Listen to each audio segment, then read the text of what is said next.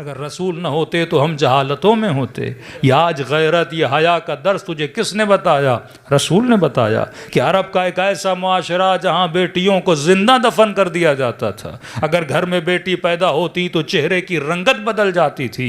और उसी मुआशरे में, क्योंकि सबसे मुश्किल तरीन काम यह होता है कि मुआशरे की गलत सुन्नतों और रिवाजों का मुकाबला करना। अगर आप अपनी फैमिली में भी खड़े हो जाएं कि ये रिवाज गलत है, ये रस्म गलत है, तो पूरा ख़ानदान आपके मुकाबले में आके खड़ा हो जाता है। अब पूरे मक्के की गलत रस्मों का मुकाबला करने के लिए मुस्तफ़ा आए, पूरे मक्के की गलत रिवाजों का मुकाबला करने के लिए रसूल आए। एक ऐसा मुआशरा जहां बेटी को दफन कर दिया जाता था, कोई वक़्त नहीं थी, कोई इज्जत नहीं थी औरत की, और उसी मुआशरे में अपनी बेटी के एहतराम में खड़े हो जाना,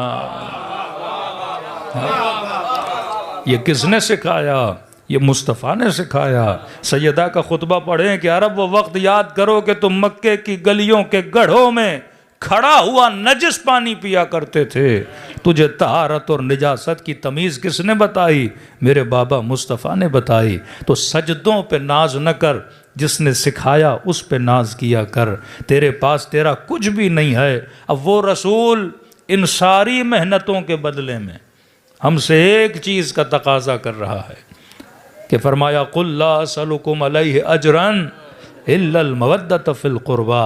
फरमाया अगर इस सजदे का शुक्र अदा करना चाहते हो तो शुक्र यह है कि मेरी आल से मवद्दत किया करो। और हुक्म कुरान है हल जज़ाउल इहसान इल्लल इहसान। अगर कोई तेरे साथ नेकी करे, बदला नेकी से अदा कर दिया करो। कायनात की सबसे बड़ी नेकी इस्लाम का आना था और इस्लाम का कबूल करना था, और उस नेकी का बदला यह है कि बंदा आले रसूल से क्या करे? इश्क करे। मैं अक्सर एक जुमला बोलता हूँ कि जब आप घरों में मजलिसें करवाते हो तो अक्सर लोग हमारे ऊपर एतराज़ करते हैं कि भाई कभी शहादत की मजलिस। अब यहाँ तो चलो शिया सोसाइटी है तो एतराज़ भी कम है, लेकिन अगर किसी और सोसाइटी में आप मजालिस करवाएं तो डेली यही एतराज़ होता है, कभी शहादत की मजलिस, कभी विलादत की मजलिस। अब वो समझते हैं मुहर्रम ख़त्म हो गया तो शिया मजलिस से नहीं करवाएंगे। घर में बच्चा पैदा हुआ तो उसकी खुशी की महफिल, और अली वाला ज़िंदा होता है तब भी मजलिस, और दुनिया से जाता है तब भी मजलिस। कहा कि इतनी मजलिसें करवाते हो, तो किसी ने कहा कि मौलाना इनका जवाब क्या दें। मैंने कहा मुसलमानों को कुरान सुनने का बड़ा शौक़ है, तो जवाब कुरानी हो तो उतना बेहतर है। तो आज के बाद ये न कहा करो कि मैं मजलिस हुसैन में जा रहा हूँ, मैं मजलिस जश्न में जा रहा हूँ, मैं ज़िक्र अहले बैत सुनने जा रहा हूँ। आज के बाद अगर कोई पूछे ना कहाँ जा रहे हो तो जवाब कुरानी दिया करो, और ये बोला करो मैं अज्र रिसालत को अदा करने जा रहा हूँ।